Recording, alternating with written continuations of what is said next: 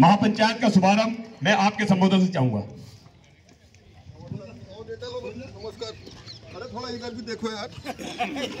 Ward number 35, ward number 36 और ward number 37 की हमारी सम्मानित जनता, हमारे बड़े भाई, हमारी माताएं बहनें, हमारे युवा साथी, आपका डॉक्टर अंबेडकर आदर्श विद्यालय में हार्दिक स्वागत और अभिनंदन करता हूं।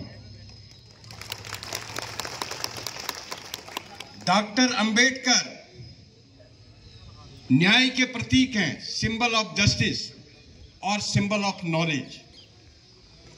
और इस विद्यालय में ये जो हमारे इस 3 वार्डों की जनता, सम्मानित जनता इकट्ठा हुई है, वह अपने हक अधिकारों की मांग करने के लिए यहां पर इकट्ठा हुई है।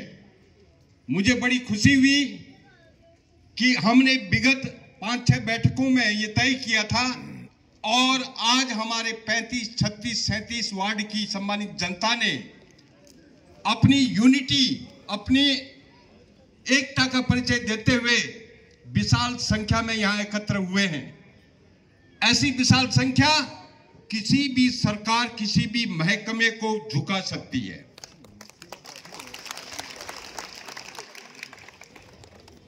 जनता ही शासक होती है। मेरे सम्मानित साथियों, हमारी वोट से सरकार बनती है और हमारे नोट से सरकार बनती है। वोट देते हैं तो हम पक्ष को भी देते हैं, विपक्ष को भी देते हैं। तो पक्ष भी सरकार में होता है, विपक्ष भी सरकार में होता है। और जिसने पक्ष को वोट नहीं दिया या जिसकी सरकार है, वो नोट तो दे रहा है ना, उनको क्या दे रहा है? नोट, टैक्स के रूप में दे रहा है। तो सरकार बन जाने के बाद सबकी होती है और जो भी काम दमोह ढुआ में सन 1952 से लेकर के अभी तक जो मालिकाना हक यहां पर लोगों को नहीं मिला, भाई हमारे द्वारा चुना हुआ पार्षद, हमारे द्वारा चुना हुआ मेयर, हमारे द्वारा चुना हुआ विधायक, हमारे द्वारा चुने हुए सांसद, वो वैध हो गए और चुनने वाले लोग अवैध हो गए। इसको समझने की जरूरत है, क्योंकि हमने वोट भी दिया है और नोट भी दिया है सरकार को, तो हमारी बातों को सुना क्यों नहीं जाता है? बाबा साहब अंबेडकर ने कहा था कि अन्याय करने वाले से ज्यादा अन्याय सहन करने वाला अपराधी होता है। तो क्या आप अन्याय सहन करेंगे? सन 52 से लेकर के अभी तक आप अन्याय सहन करते आए।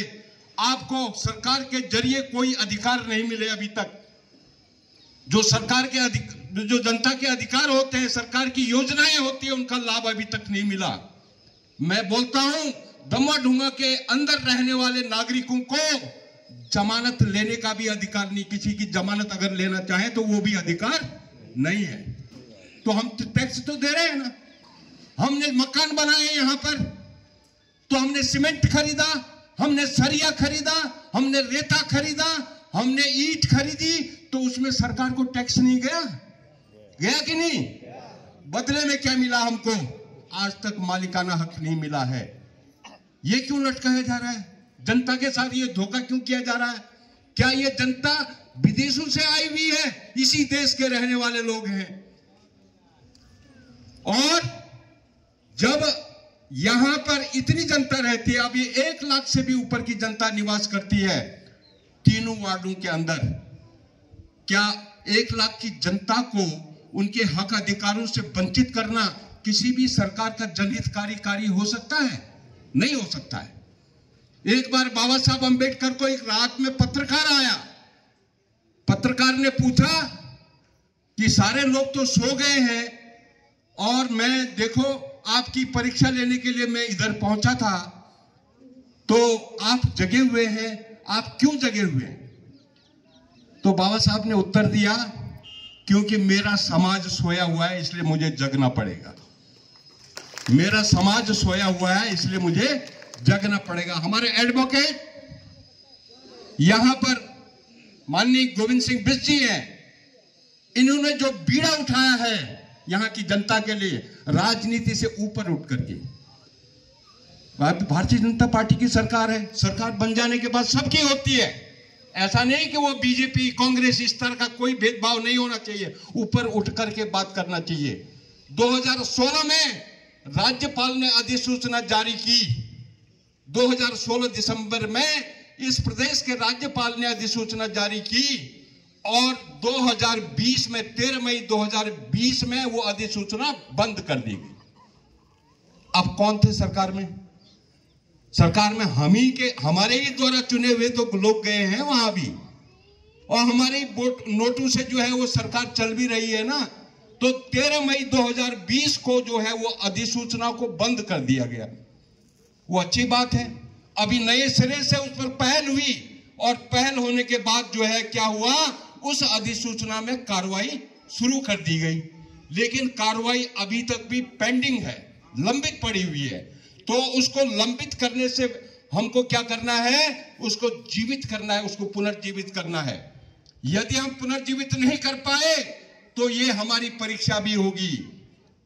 ये जो है जब तक एक बार मैडम इंदिरा हृदय जी के पास मैं गया था, क्योंकि मैं एक शिक्षक भी रहा हूं, कि शिक्षक विधायिका हमने उनको बनाया था 2 बार उत्तर प्रदेश में रहते हुए।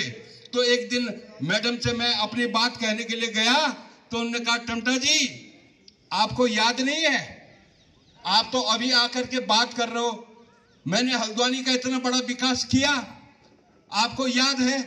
मैंने कहा मैडम याद तो है। तो मैंने कहा अभी इतने चीजें और होनी है। तो उनका कहना था, टमटा जी एक मां भी बच्चे को दूध तब पिलाती है जब वो रोता है। साथियों, हमको अपनी आवाज बुलंद करना होगा।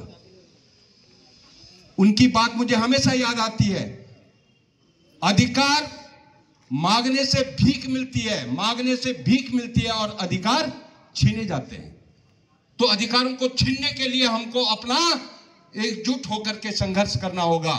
निश्चित रूप से सरकार को देर से बेर हमारी बातों पर, जनता की बातों पर आना होगा, उसको मालिकाना हक देना होगा। इसलिए संगठित रहने की जरूरत है। आज जितनी भी संख्या है, जितने लोग नहीं आए हैं, उनकी तरफ से आप सभी लोग आए। मैं ये बोलना चाहता हूं, जितने लोग आज नहीं आ पाए किन्हीं कारणों से, वैसे तो बहुत संख्या है, लेकिन जितने लोग नहीं आ पाए उनकी लड़ाई भी आप लड़ेंगे, हम लड़ेंगे, सब मिल करके लड़ेंगे। तो हमको लड़ना आना चाहिए। हमको लड़ना है अपने अधिकार पाने के लिए। लोकतंत्र में जनता मालिक होती है, जनता मालिक होती है। जिस सरकार को चाहे सरकार में बिठा दें और जिस सरकार को चाहे सरकार से उतार दें, कुर्सी से उतार दें। ये पावर किसके पास है? वोट की पावर जनता के पास है। वोट की पावर जनता के पास। मैं राजनीति नहीं कर रहा हूं, मैं सरकार को चेताना चाहता हूं कि देर सवेर जो है, जब भी मतलब आपको वो मिलता है तो जनता की भावनाओं का सम्मान करें, जनता की जो मांगे हैं उनको पूरा करें। जब तक उनकी मांग पूरा नहीं करेंगे तो ये आंदोलन यथावत जारी रहेगा। तो इसमें फजीयत किसकी होगी भाई? फजीयत किसकी होगी? जिससे हम मांग कर रहे हैं उससे उसकी होगी ना फजीयत। तो मैं इधर मतलब भाजपा कांग्रेस से ऊपर उठ करके बात कर रहा हूं। ऐसा कोई न सोचे मैंने भाजपा को वोट नहीं दिया तो मैं नोट तो दे रहा हूं ना टैक्स के रूप में, तो सरकार हमारी नहीं है, नोट तो दे रहा हूं ना। मैंने कांग्रेस को वोट नहीं दिया तो उस समय नोट नहीं दिया क्या? तो सरकार बन जाने के बाद सबकी होती है। सरकार से मांग करना हमारा दायित्व है और हम उस दायित्व का निर्वहन करें। और आप लोग आए, सम्मानित जनता आई है, और ये एक जो है एक समग्र आंदोलन होना चाहिए। बाबा साहब के नाम से ये विद्यालय है। बाबा साहब ने कभी देश के हित के साथ कोई भी समझौता नहीं किया, देश को सर्वोपरि माना। तो इसलिए 35, 36, 37 वार्ड की जो सम्मानित जनता है उसको आगे आना है अपने हक अधिकारों को लेने के लिए। और मुझे फिर हमारी दीदी का वो वाक्य याद आता है कि भाई एक माँ भी दूध नहीं पिलाती अपने बच्चे को जब तक वह रोता नहीं है। ठीक है ना? तो इस बात को ध्यान में रखना है। तो हमने अपनी बात रखनी है। और मैं लंबा कह चुका हूं, कोई बात ऐसी लगी हो भाजपा कांग्रेस की, मैंने कह दी बात, लेकिन सब हमारे हैं। सब हमारे हैं। मैंने समझा भी दिया। समझा क्या दिया कि भाई मैंने भाजपा को वोट नहीं दिया तो नोट तो दे ही रहा हूं, अभी तक टैक्स दे रहा हूं, है ना। तो उस समय कांग्रेस को वोट नहीं दिया तो टैक्स तो हमने दिया ही है।